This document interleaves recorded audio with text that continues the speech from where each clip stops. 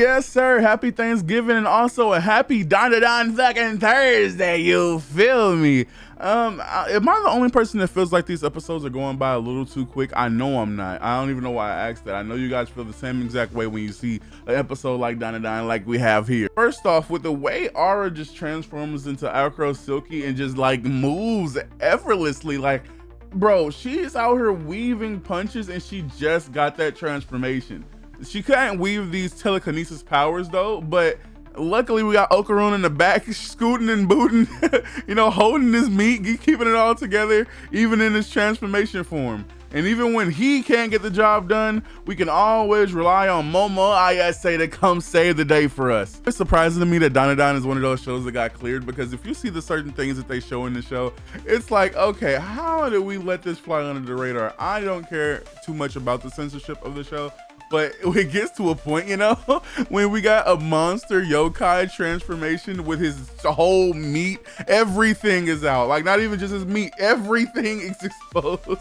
And it's just hilarious the way that they're able to just gloss over that, the way they're able to just be a three-man team while also not like taking in the fact that this man is completely naked. I love how they're still, even though in the midst of battle, they're still having these comedic moments, because when Ira says Kentakahura, Momo literally drops the veil on them. And that's just hilarious, because even in this serious moment, we still have moments like this where nothing is serious at all. And the aliens are like, I don't know what happened here, but we're able to take advantage of this, and that's exactly what we're gonna do. And then they inject the mantis shrimp with, I don't even know, their meat. I don't know what happened here, but then he turns into like this super hybrid Semporian mantis shrimp, and he just like hits like a truck, and he hits super fast to the point that you can't even see his punches coming. Luckily, Okarun and Ira are some quick thinkers on their feet in the midst of a battle, because they're able to conjoin together, not in a fusion like Vegeta or Gogeta, but in a way that they are able to sync up their movements and they're able to sync up their attacks. So no matter what the aliens pull, as long as Momo is in check, we're able to win this fight regardless of the situation. Things figuratively and literally get flipped on our head when this Nessie creature comes into this battle though, and it's still like, it's crazy to me that we can find comedic moments in this, because Okarun immediately starts nerded out and says, Nessie, yo, wait, that's actually Nessie. And then it's like, wait, we're in Kamigo City, that's Komessi, bro. Like, it's funny how Ira immediately starts fangirling out, and then Momo is just like, yo bro, I do not have time for this. You guys can make out, do whatever you guys going to do. I'm gonna get the fuck up out of here. I know what kind of danger this Nessie thing brings, and I'm not going to let you guys, with my warning being held on the table, just sit here and nerd out and make all three of us die. So now we're in the water with this Nessie creature, in the water with this mantis shrimp who hits even harder underwater, but for some reason he can't breathe underwater, which I find absolutely hilarious, bro. Who thought of that? And the three aliens are still underwater, well, even though they're getting decimated by the other Nessie.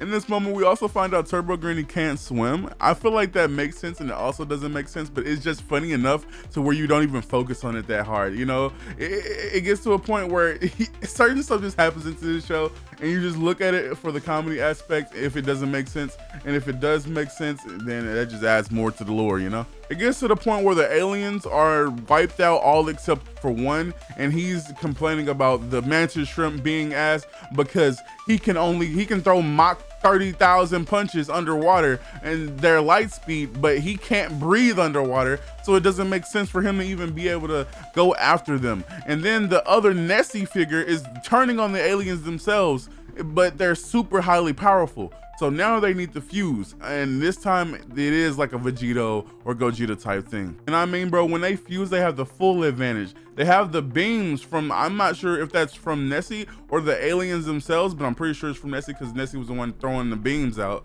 So they have the beams from Nessie, and they have the psychic powers from the alien, and they also have the punching capability of the mantis shrimp. So that's long range, mid range, and far like everything. I already said long range, so I don't know why I said far range. That doesn't make sense, but just keep up with me. The only thing is our Petra Parker character, our Spider-Man in disguise, Momo Ayase, is able to think on her feet and know that the Mantis shrimp can't even withstand his own punches. And just like the other guy would have done if he had punched at his full power, he would have broken under that full power. And of course, Momo Ayase is able to taunt the alien to come towards her, to use that unrelenting strength and actually try to go all out against her, just for her to completely shut the alien down in full force. And then we get to the scene. This was one of those scenes where I was like, yeah, when this gets shown, I don't even know what to say in that moment. I don't even think I can show that on screen, so hey, you have my face to look at. I'm sorry.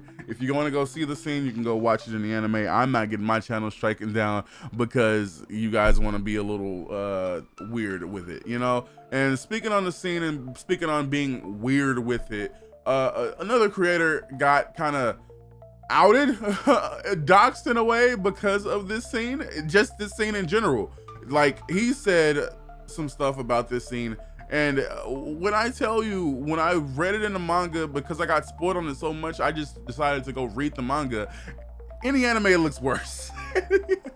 In the anime, it looks 10 times worse than it did in the show. I mean, in the manga.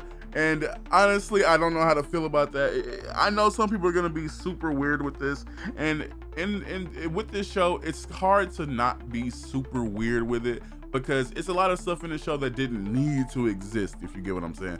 So it's two sides of the same coin. I'm able to be enjoyed and to look at the show for what it is, the face value of the show. But I know there's gonna be some people on a whole other side of the room that are like, yo, these are kids. And I still, in my heart, I know these are kids and teenagers. So obviously I'm not looking at them in that kind of way, but I know there's some weirdos. I know there's some weirdos. And at the same time, it's like, it's a shape of the coin, bro. It's a shape of the coin. And I'm able to look at it for what DanDaDan actually is, an entertaining show that's just entertaining me in that moment. When all of that weird shit happened, it still was funny to me. But I know some people are gonna be over analytical with it and be like, and do a whole bunch of extra shit that doesn't need to be done here. And whether it be on the horny side, doing some weird ass shit with it, or whether it be the, you know what I'm talking about, bro. I don't have to be that guy. You know, I like to keep my content in a way that is fun and funky for everybody, you know, and all inclusive. So for me, the scene happened and I was able to just look at it and be like, oh, that's kind of bad. But it's fucking hilarious. And as long as you can look at it for what it is, I mean, they even downplayed it, because in the manga, it just looked like they were running through the school buck naked. Okarun has been doing that since the beginning of the episode and the end of the episode. So he's the only person that's really, really buck naked. I don't know why they decided to make Okarun literally have his meat swanging the whole episode. That's the only thing that's like, we didn't need to do that. We didn't need to do that at all. But with this episode of DanDaDan, another 10 out of 10 in my opinion. I think this is probably one of the better episodes, especially in the animation department. I was watching the show with my roommate and he was saying how the green saturation thing kind of like messed up the vibe of it, and it to an extent, the glow of it did look really weird. But I still felt like in certain moments, especially when Okarun was trying to explain himself, I didn't really go into full detail talking about that. But when he tried to explain himself, like, I wasn't making out with Ira, bro, she was trying to kiss me, you know, he didn't really get to say that in that moment. But in that moment, you got to see the animation in full vivid detail. And bro, when I tell you they snapped on this episode, I'm telling you they snapped on this episode. And it's just little stuff like that but most people don't even pick up on, and that most people are gonna gloss over because of that weird ass scene that's gonna happen in the end of the episode, and people are gonna focus more on that than they are on the beautiful animation, the crazy plot in the show, and the crazier things that are hinted throughout the show. Like I saw some crazy foreshadowing in this episode that I don't want to say because it's obvious spoilers, but at the same time, bro, it's just, this show is great. I hate that they went with such a weird route, almost, because it takes away from the fact of how great DanDaDan really is, you know, and people are gonna be weird with it. People are gonna be over analytical. I'm even being over analytical, but you know, I'm a YouTuber, so hate me if you want to. I don't care. Like the video, dislike the video. You do whatever you want. I'm just gonna give my 2 cents on it, and my 2 cents is, if you like DanDaDan, bro, that's great. If you don't like DanDaDan, that's great. I don't care. And with that being said, how do you guys feel about this episode? I feel like it was a 10 out of 10 banger. I feel like the animation was just so like, the opening is always great. I can't help but dance when the opening comes on, and just the way the Irish Tori transformation looks, it looks so great, bro.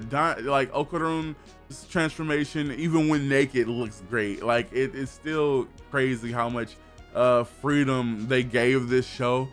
And at times I'm really confused by it, but even still, I'm able to look at this show for the face value and say that this show is still great. Tell me in the comments, how did you feel about this episode? And up to this point, how do you feel about DanDaDan? Please let me know down below. And other than that, I have nothing else to say, but thank you for watching this video. Like the video, subscribe to me, hit the little bell, and things of that nature. And other than that, I have nothing else to say, but thank you for watching this video, and peace.